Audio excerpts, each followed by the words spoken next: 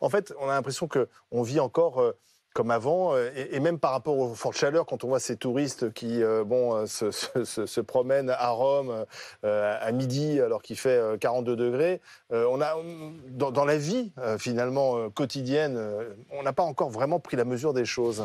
Non, mais je pense qu'on ne va pas avoir le choix de le changer, hein. On va prendre un exemple, c'est très intéressant, on a parlé de Rome. Où effectivement il y a des touristes qui sont allés voir le Colisée. Il est clair qu'il va y avoir de moins en moins de touristes qui vont aller en Italie, en Espagne, sans doute dans le sud de la France.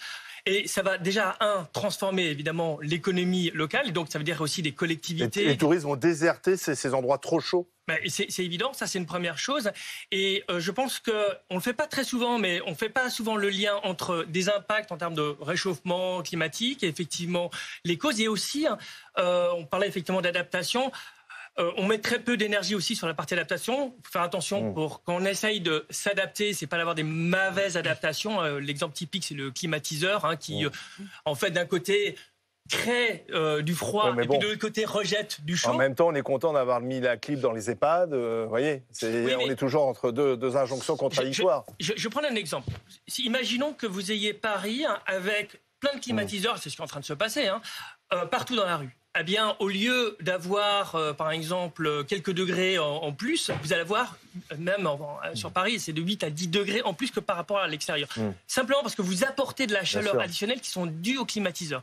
Et donc, alors, qu'est-ce qu'on dit aux gens parce que là, en ce moment, je peux vous dire qu'il y a un boom chez les vendeurs de C'est évident, parce que les gens ne trouvent pas d'autre choix. Mais en revanche, il y a peut-être des solutions. Typiquement, lorsqu'on commence à... alors, c'est des solutions parfois qui sont toutes simples. On peut mettre, par exemple, du lierre ou de la vigne vierge le long, effectivement, des bâtiments. Et ça n'attaque pas les bâtiments. Ça permet de préserver... ça réduit en fait la chaleur qui rentre à l'intérieur des bâtiments. On peut avoir ce qu'on appelle des couloirs traversants. Il y a aussi des solutions pour mettre par exemple du blanc, une peinture blanche sur les toitures. Il y a un certain nombre de solutions qui permettent aussi de réduire la nécessité d'utiliser de la climatisation, voire permettre de l'éliminer dans un certain nombre de cas. Et ça touche en particulier aussi soit les écoles ou les EHPAD. Bien sûr. Parce que derrière, comme par exemple lorsqu'en hiver il fait trop froid, ça coûte de plus en plus d'électricité pour pouvoir rafraîchir. Bien sûr. Donc il faut trouver des solutions par rapport à ça. Dimitri. Oui, en fait, il y a peut-être une autre manière de voir les choses. C'est grosso modo, on n'a pas trop le choix. Une entreprise qui a besoin aujourd'hui d'eau, eh bien, s'il n'y a plus d'eau, elle ne peut plus produire. Ça, et donc, évident. Le problème est réglé, quoi. Et donc, ce qui veut dire, c'est qu'il faut plutôt voir de la manière suivante, dire comment est-ce qu'on peut anticiper les choses, plutôt que je me prenne tout ça un jour au lendemain, mon entreprise ferme, j'anticipe, j'utilise moins d'eau, j'utilise moins d'énergie, j'utilise moins de matières premières. Et même l'impact, par exemple, du réchauffement climatique en Chine, ça a des impacts. Il n'y a pas très longtemps, alors c'était plutôt à Taïwan, il y a eu une grosse sécheresse qui a réduit la production de semi-conducteurs parce qu'il n'y avait pas suffisamment d'eau.